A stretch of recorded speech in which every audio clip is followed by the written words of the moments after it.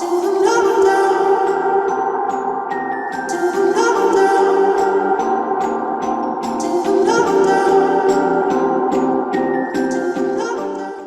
এমনি তোমাদের প্রথমে একটু মেটাবলিজম কাকে বলে এগুলি একটু বলবো, হ্যাঁ, বলে তারপরে কার্বোহাইড্রেট মেটাবলিজমটা শুরু করব। মেটাবলিজম তোমার এটা কি, যে series of biochemical reaction which occur in living cell concerned with synthesis of larger molecules with energy utilization, যেটাকে বলা হবে অ্যানাবলিজম। একটা জিনিস মনে রাখবা, অ্যানাবলিজমের বেলায় একটা বড় রকমের মলিকুল তৈরি হবে, এখানে এনার্জি ইউটিলাইজেশন হবে, as well as breakdown of larger molecules with energy production, যেটাকে আমরা ক্যাটাবলিজম বলবো। সেটা এই মিলেই হচ্ছে তোমার মেটাবলিজম। হ্যাঁ, যে মেটাবলিজমটা কি তাহলে, series of biochemical reaction which occur in living cell concerned with synthesis of larger molecules with energy utilization as well as breakdown of larger molecules with energy production। হ্যাঁ, সেটা হচ্ছে তোমার মানে এক কথায় লার্জার মলিকুল ভেঙে যখন ছোট মলিকুলে তৈরি হবে তখন কিন্তু এনার্জি তৈরি হবে, এই প্রসেসটা হচ্ছে ক্যাটাবলিজম। আর অ্যানাবলিজম হচ্ছে ছোট জিনিস থেকে তোমার বড় জিনিস তৈরি হবে, কিন্তু তৈরি হইতে গিয়ে তোমার এনার্জিটা ইউটিলাইজেশন হবে। এই দুইটার এই জিনিসটা ইয়ে করে যে বায়োকেমিক্যাল রিয়াকশন, এই দুটা জিনিসের সাথে তোমার কনসার্ন থাকতেছে, সেটাই হচ্ছে মেটাবলিজম। তাহলে তোমরা এইভাবে বলবা যে series of biochemical reaction which occur in living cell concerned with synthesis of larger molecules with energy utilization as well as breakdown of larger molecules with energy production। আর একটা জিনিস মনে রাখবা যে মেটাবলিক পাথওয়ে এটা তোমার তিন ধরনের, একটা হচ্ছে অ্যানাবলিক পাথওয়ে, ক্যাটাবলিক পাথওয়ে আর অ্যামফিবলিক পাথওয়ে।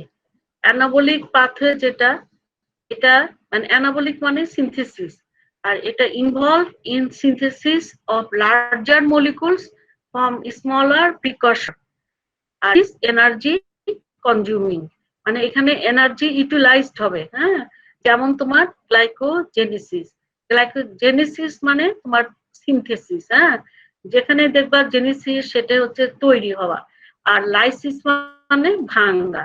তাহলে anabolic pathway is that pathway which involved in synthesis of larger molecules from smaller precursors. It is called হচ্ছে anabolic pathway আর it is energy consuming, যেমন গ্লাইকোজেনেসিস। গ্লাইকোজেনেসিস মানে synthesis of glycogen from glucose। আর catabolic pathway এটা involved in the breakdown of larger molecules commonly involving oxidative reactions reducing equivalent which go through the respiratory chain and give rise to ATP। এই এটিপিটাই আসলে তোমার energy. হ্যাঁ, তাহলে larger molecule ভাঙবে, ভেঙে এখানে কি হবে, অক্সিডেটিভ মানে রিয়াকশন হবে। অক্সিডেটিভ রিয়াকশন যেখানেই হয় সেখানে দেখবা রিডিউসিং ইকুইভ্যালেন্ট তৈরি হবে, যেটা আবার এই রিডিউসিং ইকুইভ্যালেন্টটা রেসপিরেটরি চেইনে গিয়ে তোমার এটিপি তৈরি করবে। তাহলে ক্যাটাবলিক পাথওয়েটাকে এমনি সিম্পল ভাবে মনে রাখতে পারো যে breakdown of larger molecules into simpler form which give energy. হ্যাঁ, আর এটাও বলতে পারো যে এভাবে বলা যায় যে involve in the breakdown of larger molecules commonly involving oxidative reaction producing reducing equivalent which go through the respiratory chain and give rise to ATP। ATP production মানে energy production, it is energy releasing তোমার pathway. হ্যাঁ, যেমন glycolysis, glucose ভাঙলে আমরা কি পাবো, তোমার ATP পাবো। হ্যাঁ, গ্লাইকোলাইসিস এটা কি হয়, অক্সিডেশন, গ্লুকোজটা অক্সিডাইজড হয় ইনটু পাইরুভেট। পাইরুভেট কখন হবে, আন্ডার অ্যারোবিক কন্ডিশন, তার মানে ইন প্রেজেন্স অফ অক্সিজেন। আর ল্যাকটেট কখন হবে, যখন গ্লুকোজটা তোমার অক্সিডেশন হবে আন্ডার অ্যানারোবিক কন্ডিশন, সেইটাকে বলবো মানে ইন অ্যাবসেন্স অফ অক্সিজেন, সেটা হচ্ছে তোমার তখন কি প্রডিউস হবে, তোমার ল্যাকটেট তৈরি হবে। আর অ্যামফিবলিক পাথওয়ে মানে যে একটা পাথওয়ে যেখানে বোথ তোমার অ্যানাবলিক এবং ক্যাটাবলিক রোল থাকবে, এটাকে বলা হয় তোমার amphibolic pathway. The metabolic pathway which has both anabolic and catabolic role is known as amphibilic pathway. এটা একটা কমন এক্সাম্পল হচ্ছে টিসিএ সাইকেল। এই টিসিএ সাইকেলে তোমার কি হয়, এখানে বোথ মানে অ্যানাবলিক রোল আছে আবার ক্যাটাবলিক রোল আছে। যখন টিসিএ সাইকেল পড়াবো তখন এই জিনিসটা এক্সপ্লানেশন করব। হ্যাঁ, এটা খুব ইম্পর্টেন্ট একটা কোশ্চেন যে কেন টিসিএ সাইকেলকে অ্যামফিবলিক পাথওয়ে বলা হয়। আর ইন্টারমিডিয়ারি মেটাবলিজম যেটা, এটা হচ্ছে inter range of anabolism and catabolism comprising post absorptive fate of dietary component is called mediary metabolism. মানে inter range of anabolism and catabolism comprising post absorptive fate of dietary component is called intermediary metabolism. এখন হচ্ছে carbohydrate metabolism. তোমাদের কতগুলো জিনিস এগুলি পারলে লিখে নাও যে মানে কোন সেলের কোন কম্পার্টমেন্টে কোন মেটাবলিক পাথওয়ে গুলো ঘটে। হ্যাঁ, এগুলো কিন্তু ভাইভাতে খুব জিজ্ঞেস করা হয়। আবার অনেক সময় জিজ্ঞেস করা হয় যে তোমার এভাবে রিটেনও কোশ্চেন থাকে যে কোন পাথওয়ে গুলো সাইটোপ্লাজমে হচ্ছে, কোনগুলো তোমার মাইটোকন্ড্রিয়াতে হচ্ছে। এইভাবে মানে কম্পার্টমেন্টেশন অফ ডিফারেন্ট মেটাবলিক পাথওয়ে ভাইভাতেও খুব জিজ্ঞাসা করা হয় যে কোনগুলো সাইটোপ্লাজমে হয়, কোন পাথওয়ে গুলো মাইটোকন্ড্রিয়া হয়, কতগুলো পাথওয়ে আছে যেগুলি তোমার বোথ সাইটোপ্লাজম এবং মাইটোকন্ড্রিয়াতে হচ্ছে। হ্যাঁ, তাহলে যে সাইটোপ্লাজমে যে পাথওয়ে গুলো হয় তা সেটা কোনগুলো, মানে গ্লাইকোলাইসিস পাথওয়ে, গ্লাইকোজেনেসিস, গ্লাইকোজেনোলাইসিস, দুটাই কিন্তু সাইটোপ্লাজম হচ্ছে। আর একটা কি লাইপোজেনেসিস আর এইচএমপি শান, যেটার নাম হচ্ছে হেক্সোস মনোফসফেট শান আর ট্রান্সঅ্যামাইনেশন, এগুলি সবই তোমার সাইটোপ্লাজমে হয়। তাহলে এক নম্বর কি glycolysis pathway, glycogenesis, glycogenolysis, lipogenesis, hexose monophosphate shunt আর ট্রান্সঅ্যামাইনেশন। এই কয়েকটা জিনিস মনে রাখবা। হ্যাঁ, তাহলে metabolic pathway which occur in cytoplasm সেগুলি কি, একটা হচ্ছে গ্লাইকোলাইসিস পাথওয়ে, গ্লাইকোজেনেসিস, গ্লাইকোজেনোলাইসিস, দুটাই কিন্তু সাইটোপ্লাজমে হয়। আর একটা হচ্ছে লাইপোজেনেসিস, তারপরে হেক্সোস মনোফসফেট শান আর ট্রান্সঅ্যামাইনেশন। তারপরে তোমার মাইটোকন্ড্রিয়া, মাইটোকন্ড্রিয়াতে সাধারণত কোন কোন মেটাবলিক পাথওয়ে হয় মনে রাখবা, টিসিএ সাইকেল। হ্যাঁ, তারপরে beta oxidation of fatty acid, oxidative phosphorylation, respiratory chain, ketogenesis, deamination, এগুলি মাইটোকন্ড্রিয়ার ভিতরে হয়। আসলে যেখানে হয় ওই এগুলি মেটাবলিজম কাজ করার জন্য যে এনজাইম গুলো আছে সেগুলি আসলে যেমন সাইটোপ্লাজমে এনজাইম, ওদের এনজাইম সাইটোপ্লাজমে, মাইটোকন্ড্রিয়াতে এদের এনজাইম মাইটোকন্ড্রিয়াতে, সেই জন্য তোমার এগুলি মাইটোকন্ড্রিয়াতে হচ্ছে। তাহলে কোন কোনগুলো মেটাবলিক পাথওয়ে মাইটোকন্ড্রিয়াতে হয়, একটা হচ্ছে তোমার টিসিএ সাইকেল, তারপরে beta oxidation of fatty acid, তারপরে অক্সিডেটিভ ফসফোরাইলেশন, রেসপিরেটরি চেইন, কিটোজেনেসিস মানে কিটোন বডি যে পাথওয়ে তৈরি হয় সেটা, ডিঅ্যামাইনেশন। হ্যাঁ, এগুলি কোথায় হয়, মাইটোকন্ড্রিয়াতে। আর metabolic pathway occur in both mitochondria এবং সাইটোপ্লাজম, মানে মাইটোকন্ড্রিয়ার ভিতরেও কিছু রিঅ্যাকশন হচ্ছে, আবার কিছু তোমার সাইটোপ্লাজমে হচ্ছে। সেগুলি কি, যখন তুমি ইউরিয়া সাইকেল, গ্লুকোনিওজেনেসিস পড়বা তখন দেখবা যে কতগুলো রিঅ্যাকশন মাইটোকন্ড্রিয়ার ভিতরে হচ্ছে, কতগুলো সাইটোপ্লাজমে হচ্ছে। তাহলে এগুলি দেখা যাচ্ছে যে বোথ মাইটোকন্ড্রিয়া এবং সাইটোপ্লাজমে কোনগুলো হয়, আমরা যখন এই ইউরিয়া সাইকেল, গ্লুকোনিওজেনেসিস পড়বো তখন দেখবো যে এই দুটা সাইকেল তোমার বোথ মাইটোকন্ড্রিয়া এবং সাইটোপ্লাজমে হচ্ছে। আর এন্ডোপ্লাজমিক রেটিকুলামে সাধারণত কোলেস্টেরল সিনথেসিস হয়। এখন তোমার কার্বোহাইড্রেট মেটাবলিজম মানে এটা pathway intermediary metabolism of glucose. হ্যাঁ, তার মানে তোমার আর তার আগে মনে রাখো যে আমরা তোমার ডায়েটারি কার্বোহাইড্রেট কি খাই, এটা তোমাদের ডাইজেশনের সময় বলছিলাম যে স্টার্চ হিসাবে আমরা খাই রাইস, পটাটো, হুইট, তাই না? সেলুলোজ কোন খাবার ইয়েতে থাকে? গ্রিন লিফি ভেজিটেবলস এবং ফ্রুটসে। আর ল্যাকটোজ থাকে কোথায়? তোমার আমরা কিসে পাই? মিল্ক এবং মিল্ক প্রোডাক্টস। আর সুক্রোজ পাই তোমার কেন সুগারে, তাই না? এখন তোমার এই কার্বোহাইড্রেট মেটাবলিজম গুলো তাহলে এর আলাদা আলাদা করে অনেক সময় জিজ্ঞেস করা হয়, বিশেষ করে ভাইবাতে। কার্বোহাইড্রেট মেটাবলিজমের তোমার অ্যানাবলিক পাথওয়ে গুলোর নাম বলো, ক্যাটাবলিক পাথওয়ে নাম বলো, অ্যাম্ফোবলিক পাথওয়ে নাম বলো। তাহলে কার্বোহাইড্রেট মেটাবলিজমের বেলায়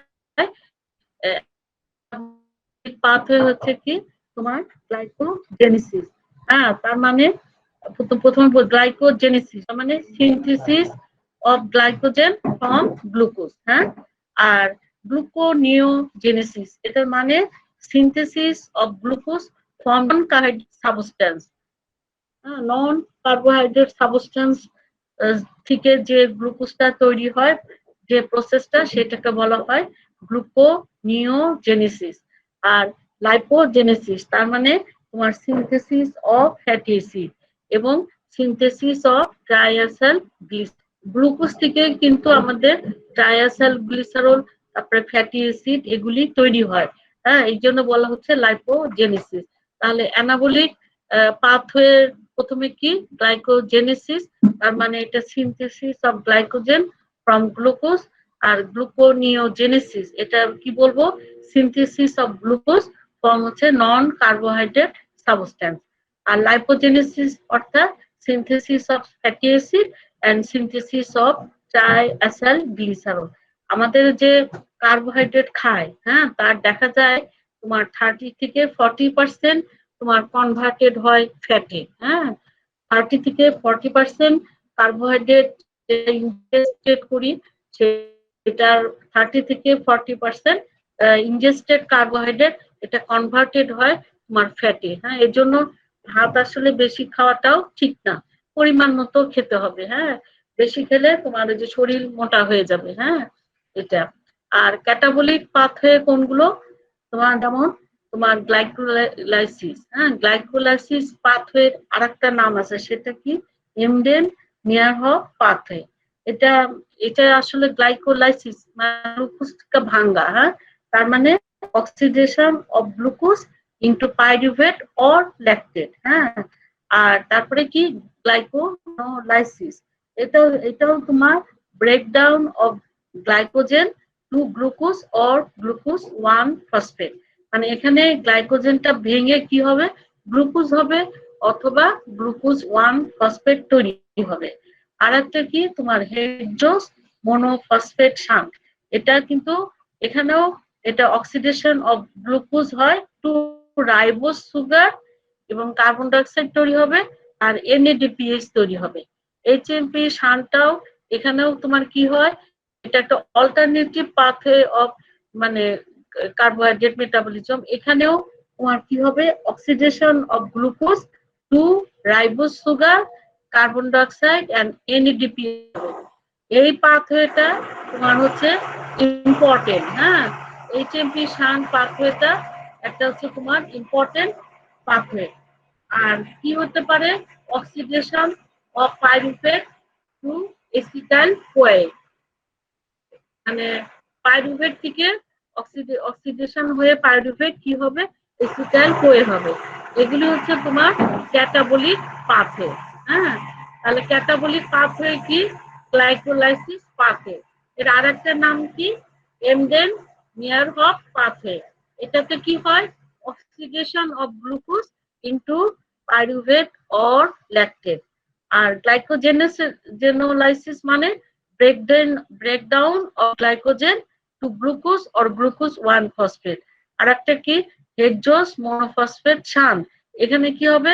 oxidation of glucose to ribose sugar, carbon dioxide and NADPH, আর oxidation of pyruvate to acetyl CoA। আর অ্যাম্ফিবুলিক পাথওয়ে কোনটা? TCA cycle. হ্যাঁ, পিসিএ সাইকেলটাকে আবার অ্যাম্ফিবুলিক পাথওয়ে বলা হয়। এটাকে কিন্তু আবার কমন মেটাবলিক পাথওয়ে বলা যায়। হ্যাঁ, সেটা তোমাদের যখন পিসিএ সাইকেল পড়াবো তখন তোমার এটা সম্পর্কে ভালো করে বলবো। সাধারণত এই যে এই কার্বোহাইড্রেট মেটাবলিজম, হ্যাঁ, কোথায় কোথায় তোমার এই বেশি হয়? লিভারে, মাসলে, আর অ্যাডিপোজ টিস্যু এবং ব্রেনে।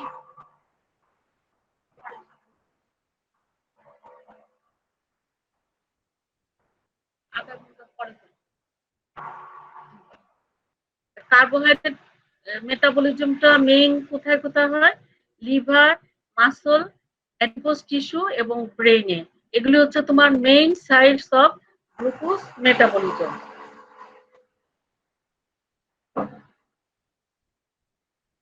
এটার আগে তোমাদেরকে আমি একটা কথা এখানে বলবো, এখানে নাই স্লাইডে, এটা তোমরা এবিসি বই থেকে দেখে নিবা। সেটা হচ্ছে তোমার গ্লুকোজ পুল। হ্যাঁ, গ্লুকোজ পুল এর মানে যে এটা হচ্ছে it is the total amount of glucose present in extracellular fluid. হ্যাঁ, গ্লুকোজ পুলটা একটু ইম্পর্টেন্ট, এই জন্য তোমাদের এটা একটু বলছি আমি। ইট ইজ দ্য কি total amount of glucose present in extracellular fluid. হ্যাঁ, আমাদের নর্মাল ব্লাড গ্লুকোজ কনসেন্ট্রেশন কত আমরা জানি? 4.5 to 5.5 মিলিমোল পার লিটার। যখন তোমার ব্লাড গ্লুকোজ পুলটা নর্মাল থাকবে, হ্যাঁ, তখন এই তোমার এই ব্লাডের গ্লুকোজ কনসেন্ট্রেশনটা তোমার কত থাকবে? 4.5 থেকে 5.5 মিলিমোল পার লিটার। হ্যাঁ, তাহলে আর এই যে গ্লুকোজ পুলে তোমার গ্লুকোজ কোথা থেকে আসবে? এক নম্বর হচ্ছে আমরা যে ডায়েটারি কার্বোহাইড্রেট খাচ্ছি সেখান থেকে আসবে গ্লুকোজ পুলে। আরেকটা কি? গ্লাইকোজেনোলাইসিস পাথওয়ে থেকে, তার মানে গ্লাইকোজেন ভেঙে গ্লুকোজটা পাবো আমরা। আরেকটা কি? Gluconeogenesis pathway. এই তিনটা জায়গা থেকে গ্লুকোজটা তোমার কোথায় আসবে? গ্লুকোজ পুলে আসবে। তাহলে এরকম দেখবা অ্যামাইনো অ্যাসিড পুলও পাবা। হ্যাঁ, তাহলে গ্লুকোজ পুলটা কি? এখানে এটা একটা টোটাল অ্যামাউন্ট অফ গ্লুকোজ যেটা প্রেজেন্ট থাকবে ইন এক্সট্রা সেলুলার ফ্লুইড। আর যখনই আমাদের নর্মাল গ্লুকোজ পুলটা যখন নর্মাল থাকবে তখন নর্মাল ব্লাড গ্লুকোজ কনসেন্ট্রেশন কত হবে? 4.5 থেকে 5.5 মিলিমোল পার লিটার। এখন তোমাকে চিন্তা করতে হবে গ্লুকোজ পুল মানে ওখানে গ্লুকোজ আসবে, আবার ওখান থেকে গ্লুকোজ চলে যাবে, চলে গিয়ে যে নর্মাল একটা কনসেন্ট্রেশন গ্লুকোজের থাকবে, তাই না? তো এখন যে ওখানে গ্লুকোজ পুলে তোমার গ্লুকোজ কোথা থেকে আসবে? এক নাম্বার হচ্ছে তোমার ডায়েটারি কার্বোহাইড্রেট, দুই নাম্বার কি? গ্লাইকোজেনোলাইসিস। তাহলে আমরা জানি গ্লাইকোজেন ভাঙলে আমরা গ্লুকোজ পাবো। আর একটা কোথা থেকে পাবো?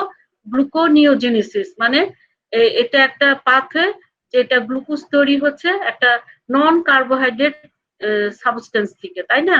তাহলে এই তিনটা জায়গা থেকে গ্লুকোজ পুলে গ্লুকোজ আসবে। তাহলে তিনটা জিনিস মনে রাখবা, একটা হচ্ছে ডায়েটারি কার্বোহাইড্রেট, আর একটা হচ্ছে গ্লাইকোজেনোলাইসিস, আর একটা হচ্ছে গ্লুকোনিওজেনেসিস পাথওয়ে।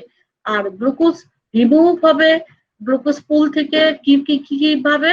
একটা হচ্ছে তোমার গ্লাইকোজেনেসিস, মানে গ্লুকোজ থেকে গ্লাইকোজেন ফর্মেশন হবে, এই একটা পাথওয়ে। আবার গ্লুকোজ থেকে কি হয়? তোমার অ্যামাইনো অ্যাসিডও তৈরি হয়। হ্যাঁ, আর এখান থেকে তোমার ফ্যাটি অ্যাসিডও তৈরি হয়। আর কতগুলো তোমার স্ট্রাকচারাল ম্যাটেরিয়াল সিনথেসিস হয়, যেমন গ্লাইকোপ্রোটিন, মিকোপলিস্যাকারাইড এসব। আর এগুলি থেকে তাহলে এইভাবে তোমার গ্লুকোজ পুল থেকে তোমার গ্লুকোজ রিমুভ হবে। সেটা কি ভাবে হবে? সেটা একটা হচ্ছে গ্লাইকোজেনেসিস, মানে গ্লাইকোজেন তৈরি হয়ে। আর একটা হচ্ছে অ্যামাইনো অ্যাসিড, নন এসেনশিয়াল যে অ্যামাইনো অ্যাসিড এগুলি কিন্তু গ্লুকোজ থেকেই তৈরি হয়।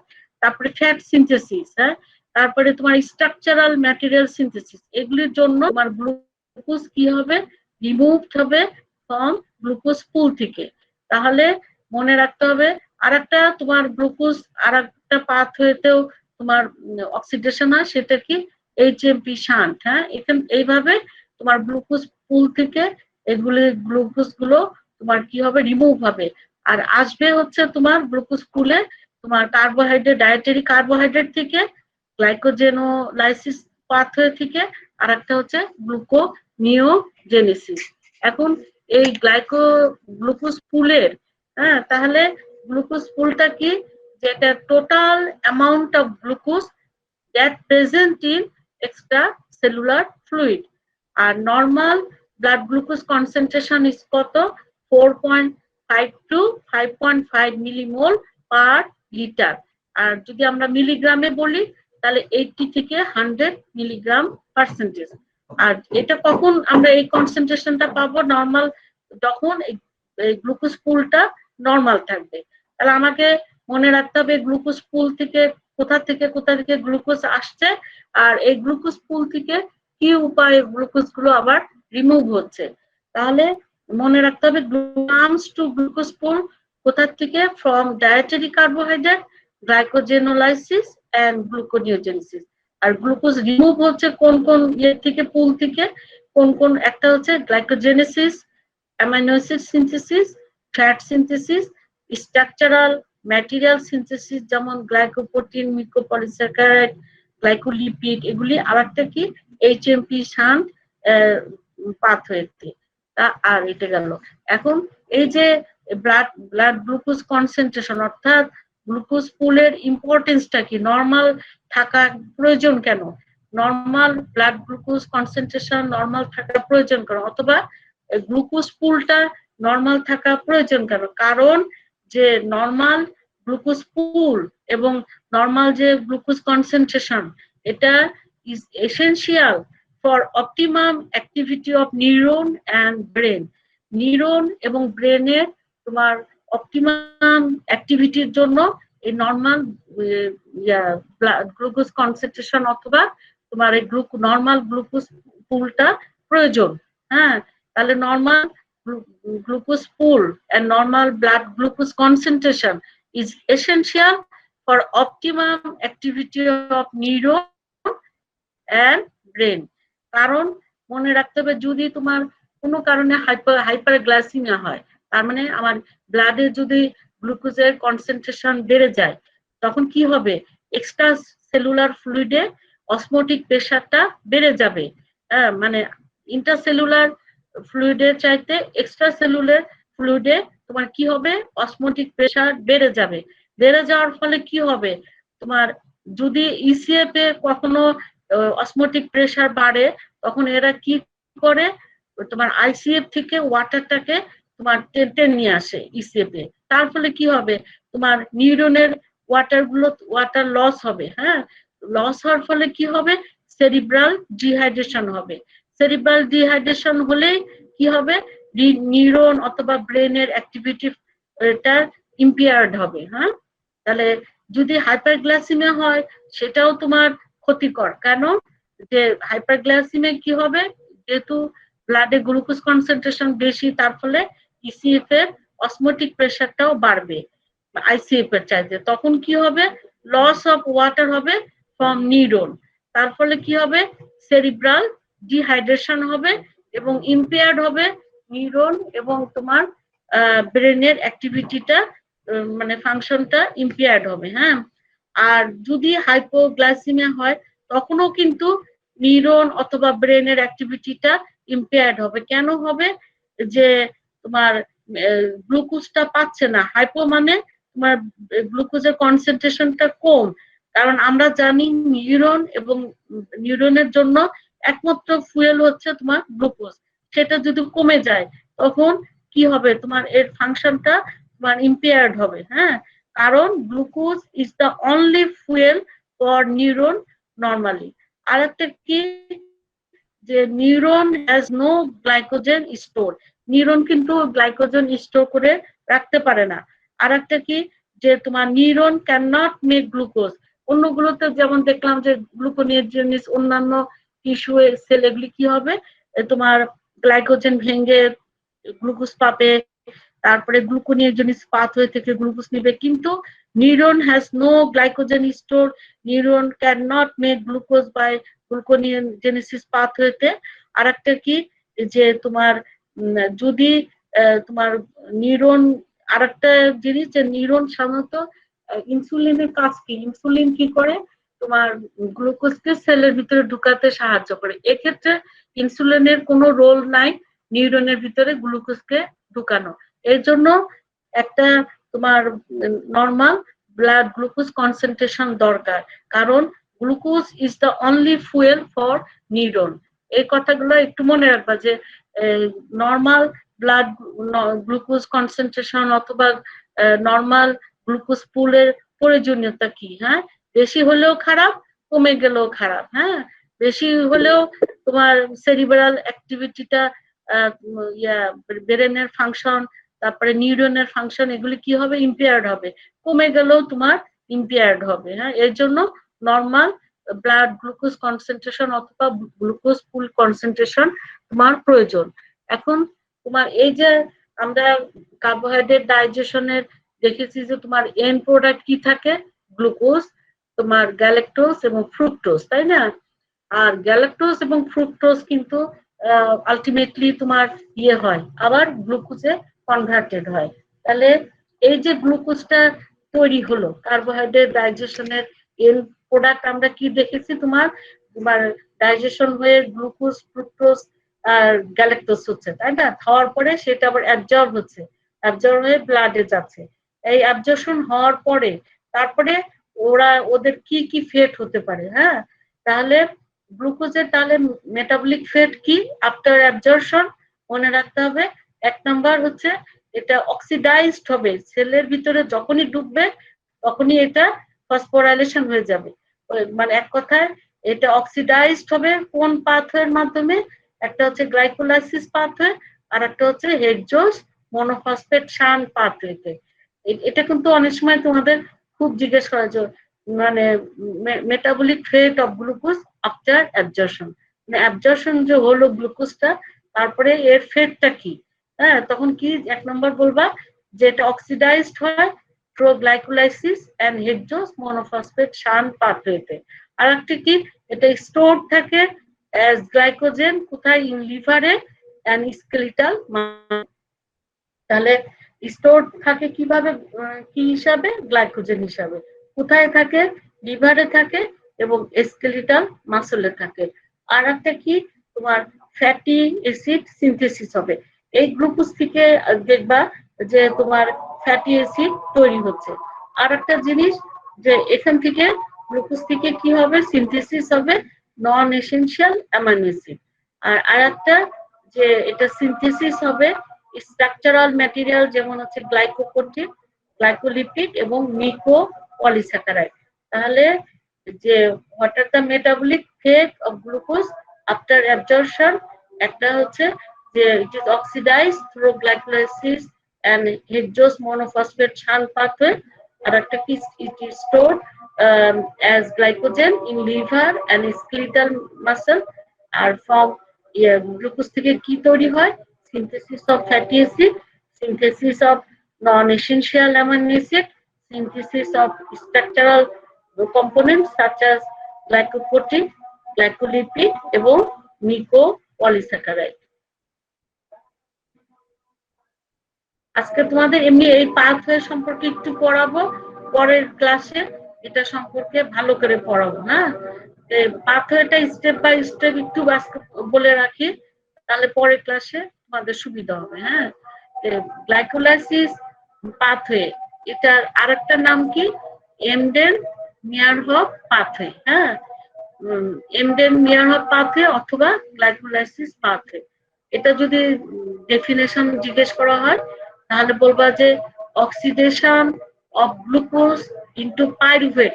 পাইরুভেটটা কখন, under aerobic condition or lactate, সেটা হচ্ছে under anaerobic condition is called glycolysis. আর এর সাবস্ট্রেট কি, মানে কোথা থেকে কোন জিনিসটা এখানে ইউটিলাইজ হচ্ছে, সেটা গ্লুকোজ। আর তৈরি হচ্ছে কি তোমার পাইরুভেট আর ল্যাকটেট। প্রোডাক্ট কি পাইরুভেট। এটা কখন হবে, ইন কন্ডিশন। আর সাধারণত যেসব সেল কন্টেনিং মাইটোকন্ড্রিয়া সেসব ক্ষেত্রে পাইরুভেট তৈরি হয়। তার মানে মাইটোকন্ড্রিয়া না থাকলে তোমার পাইরুভেট তৈরি হবে না, সেক্ষেত্রে পাইরুভেট কনভার্টেড হবে তোমার ল্যাকটেটে। হ্যাঁ, তাহলে পাইরুভেট কখন তৈরি হবে, ইন প্রেজেন্স অফ অক্সিজেন, অর্থাৎ অ্যারোবিক কন্ডিশনে। আর কোন সেলগুলোতে হয়, শান্ত যে সেল কন্টেনিং মাইটোকন্ড্রিয়া। আর ল্যাকটেট কোন কন্ডিশনে হবে, অ্যানারোবিক কন্ডিশন, এই যেসব সেল তোমার উইদাউট মাইটোকন্ড্রিয়া, যেমন আরবিসি। হ্যাঁ, এটা। আর এমনিতেও তোমার বললাম যে প্রায় সব ইয়েতেই হয়, সেলে এবং টিস্যুতে। আর কোন কম্পার্টমেন্টে হয়, তোমার মনে রাখতে হবে সাইটোপ্লাজমে। গ্লাইকোলাইসিস প্রথমে দেখলা, এটা কোন কম্পার্টমেন্টে হয়, সাইটোপ্লাজমে। এর নেচারটা কেমন, ক্যাটাবলিক। হ্যাঁ, ক্যাটাবলিক কেন বলেন, যেহেতু গ্লুকোজটা এখানে ইউটিলাইজড হচ্ছে, অক্সিডাইজড হচ্ছে। হ্যাঁ, সেই জন্য এর নেচারটা কেমন, ক্যাটাবলিক। আর এটা তাহলে যদি এইভাবে জিজ্ঞেস করা হয় এর টাইপস কি, তাহলে বলবা অ্যারোবিক গ্লাইকোলাইসিস আর অ্যানারোবিক গ্লাইকোলাইসিস। আর অ্যারোবিক গ্লাইকোলাইসিসটা তাহলে কি, যে breakdown of glucose in cell containing mitochondria, তার মানে with adequate supply of oxygen, is call aerobic glycolysis. তাহলে অ্যারোবিক গ্লাইকোলাইসিসের এন্ড প্রোডাক্টে কি থাকবে, পাইরুভেট। আর আন্ডার অ্যারোবিক কন্ডিশনে এই পাইরুভেটটাই কনভার্টেড হয় তোমার এসিটাইল কোয়ে। যে এসিটাইল কোয়েটা কোথায় ঢুকবে, পিসিএ সাইকেলে। পিসিএ সাইকেলে যে এটা আবার কমপ্লিটলি অক্সিডাইজড হয়ে তোমার কার্বন ডাইঅক্সাইড, ওয়াটার এবং এটিপি তৈরি করবে। হ্যাঁ, তার মানে আমরা গ্লুকোজ থেকে কি পাচ্ছি, তোমার এনার্জি পাচ্ছি।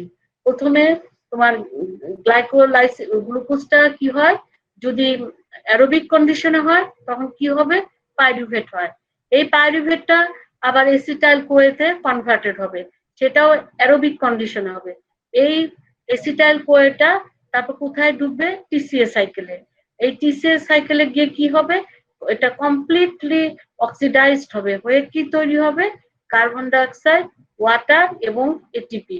যখন তোমার টিসিএ সাইকেল পড়াবো তখন দেখা যাবে যে কোন কোন স্টেপে এটিপি তৈরি হচ্ছে, কোন কোন স্টেপে কার্বন ডাইঅক্সাইড তৈরি হচ্ছে, তখন তোমাদেরকে ওইভাবে বলে দিব। আর অ্যানারোবিক গ্লাইকোলাইসিস যেটা, তার মানে এখানে breakdown of glucose in absence of oxygen, অর্থাৎ যে সেলগুলো উইদাউট মাইটোকন্ড্রিয়া থাকবে এগুলিকে বলা হয় অ্যানারোবিক গ্লাইকোলাইসিস। এর এন প্রোডাক্টটা কি থাকে, তোমার যেহেতু অ্যানারোবিক গ্লাইকোলাইসিস, তাহলে এন প্রোডাক্ট কি থাকবে, ল্যাকটেট। এটা মনে রাখবা। হ্যাঁ, ল্যাকটেট থাকে। তোমাদের কিন্তু অনেক সময় জিজ্ঞেস করা হয় যে গ্লুকোজ কয় কার্বন, তোমরা জানো এটা 6 কার্বন, তাই না? যখন পাইরুভেটটা তৈরি হবে তখন কিন্তু এটা 2টা পাইরুভেট তৈরি হবে। হ্যাঁ, পাইরুভেট কিন্তু 3 কার্বন। আর তোমার এই এটা মনে রাখবা। আর হচ্ছে তোমার তোমাদের যখন গ্লাইকোলাইসিস পাথওয়েটা দেখাবো, কেন 2টা পাইরুভেট কিভাবে তৈরি হচ্ছে, তখন ওইটা দেখতে পাবা। আর অ্যানারোবিক আন্ডার অ্যানারোবিক কন্ডিশনে পাইরুভেটটা কি হয়, তোমার পাইরুভেট প্রথমে তৈরি হয়, হয়ে সেটা কনভার্টেড হয় ইনটু ল্যাকটেট।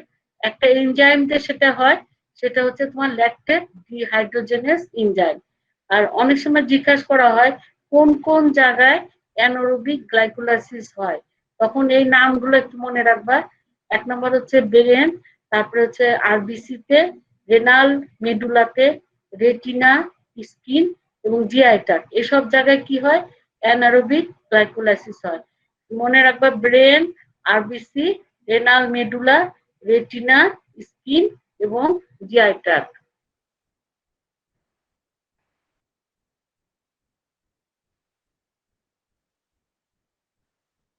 আচ্ছা, তোমাদেরকে আজকে এমনি একটু স্টেপ বাই স্টেপ একটু বলে দিব, পরের দিন আর একটু সাইকেলটা ভালো করে পড়াবো। হ্যাঁ, প্রথমে তোমার সেলের ভিতরে কি হবে, গ্লুকোজটা ঢুকবে, ঢুকার পরে কি হয়, তোমার ফসফোরাইলেশন হয়। হ্যাঁ, তার মানে গ্লুকোজ থেকে কি হবে, গ্লুকোজ 6 ফসফেট হবে, 6 নাম্বার কার্বনে একটা তোমার ফসফেট গ্রুপ অ্যাড হবে। এটা কোথা থেকে, এখানে তোমার এটিপিটা ইউটিলাইজড হবে। তোমাদের এটা মনে রাখতে হবে যে কোন কোন স্টেপে এটিপি ইউজড হচ্ছে, কোন কোন স্টেপে এটিপি তৈরি হচ্ছে। তাহলে প্রথম যে স্টেপ, দেখো এই স্টেপে কি হচ্ছে, এটিপি ইউটিলাইজড হচ্ছে, তার মানে গ্লুকোজ থেকে কি হচ্ছে, গ্লুকোজ 6 ফসফেট হচ্ছে। আর এখানে এনজাইম কাজ করবে কি, তোমার গ্লুকোকাইনেস আর হেক্সোকাইনেস। তাহলে প্রথম যে স্টেপ, যেখানে গ্লুকোজ থেকে গ্লুকোজ 6 ফসফেট হচ্ছে, এখানে একটা এটিপি ইউটিলাইজড হচ্ছে। তারপরে গ্লুকোজ 6 ফসফেট এটা আইসোমারাইজেশন হয়ে কি হবে, ফ্রুক্টোজ 6 ফসফেট হবে। কোন এনজাইম দিয়ে হবে, ফসফো হেক্সোজ আইসোমারেজ, এই এনজাইম দিয়ে হবে। তারপরে তোমার ফ্রুক্টোজ 6 ফসফেট থেকে ফ্রুক্টোজ 1,6-বিসফসফেট হবে।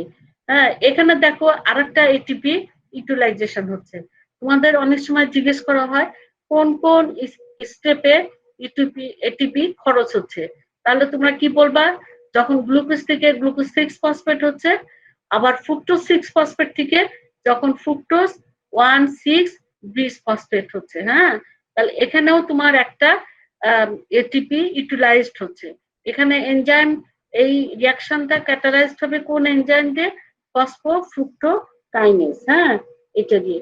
এখন এই ফ্রুক্টোজ 1,6-বিসফসফেট কে তোমার ভাঙবে হচ্ছে অ্যালডোলেজ এনজাইম। অ্যালডোলেজ ভেঙে তোমার কি তৈরি হবে, একটা হচ্ছে ডিহাইড্রক্সি অ্যাসিটোন ফসফেট তৈরি হবে, আর গ্লিসালডিহাইড 3 ফসফেট তৈরি হবে।